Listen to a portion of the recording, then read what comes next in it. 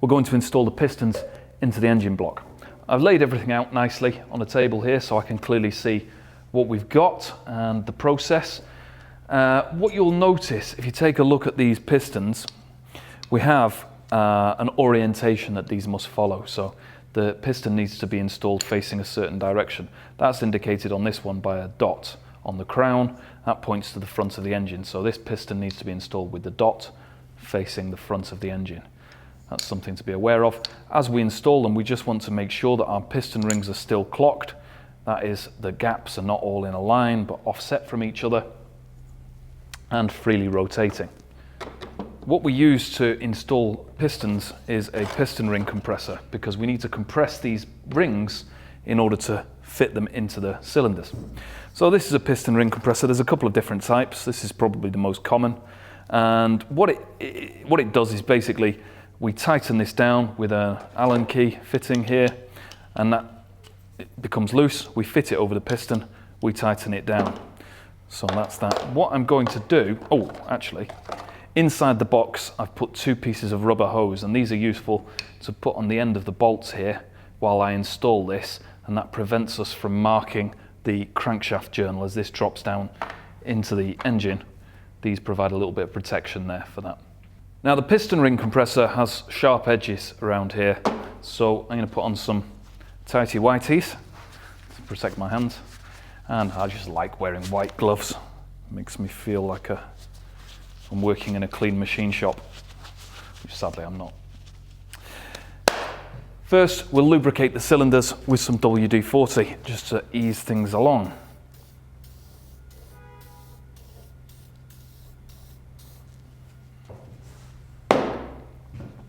Next,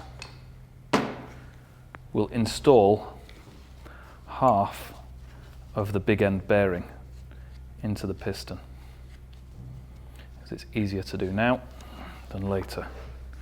And we apply some lubricant. We'll pop our rubber boots on here.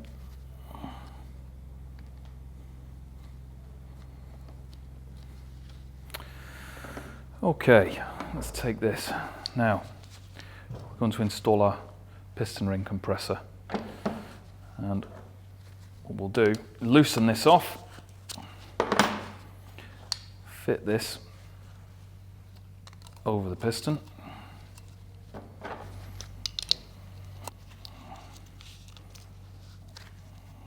What we want to do is we'll install this piston and this piston first, and then we'll rotate the crankshaft rotate the block over, connect these to the crankshaft, and then we'll install the middle two.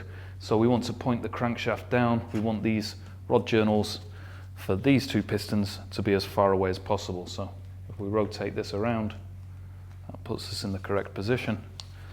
Now we can very carefully drop this piston in, making sure that it's orientated in the correct direction.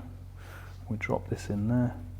Now, we want to get this piston ring compressor flush around the base here.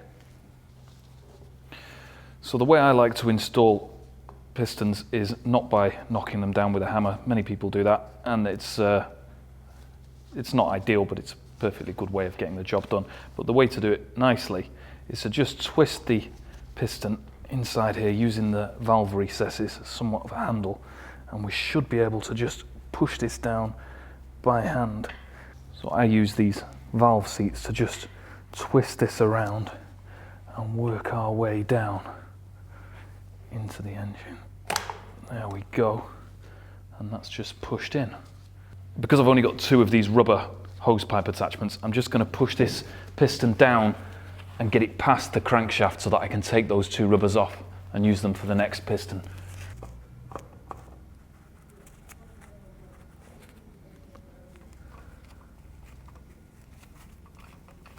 I'm going to give this journal a good coating of oil, just engine oil, and I'm also going to fill up the oil way there with oil, and the same with this one, just so that when the engine starts we have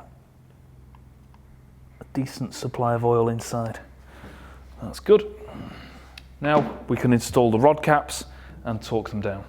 So we take the other bearing shell and we can just install that into the rod cap with its locating tab, and I'll also apply some assembly lube to this.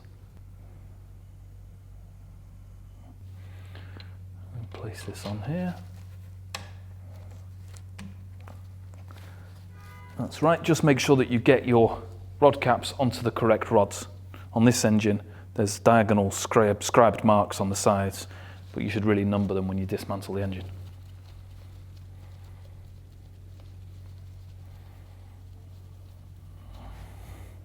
We've got 2 of the pistons installed. We'll rotate the engine back, install these center 2, spin the crankshaft. Oh, that's smooth.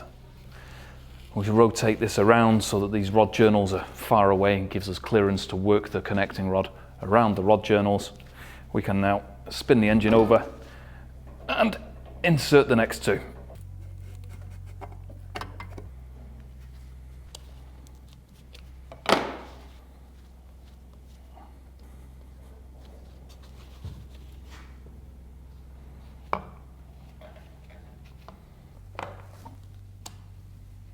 We've got all 4 pistons into the block here.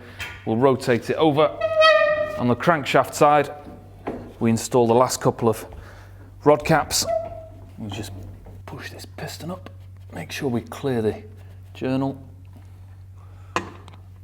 add some more engine oil and lubricate these journals nicely and into the oil way.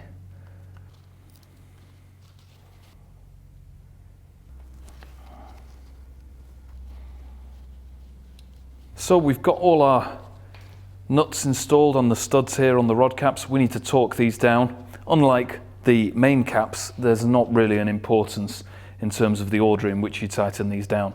So we'll just do these 2 because they're to hand, so we need the torque wrench and what looks like a 14mm socket. 14 it is. The final torque for these nuts is 50 Newton meters.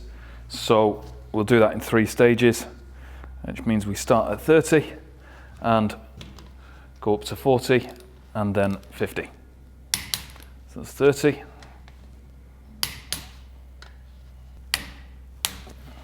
That's the first stage done to 30 Newton meters. Now we go up to 40 and go round again.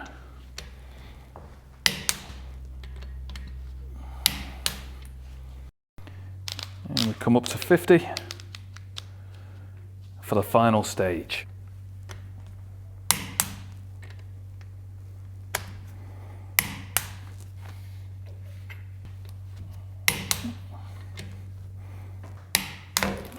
There we go. Let's check the crankshaft rotates. Yeah, that's nice and smooth. Nice smooth clearances. Well, there we go. Pistons successfully installed.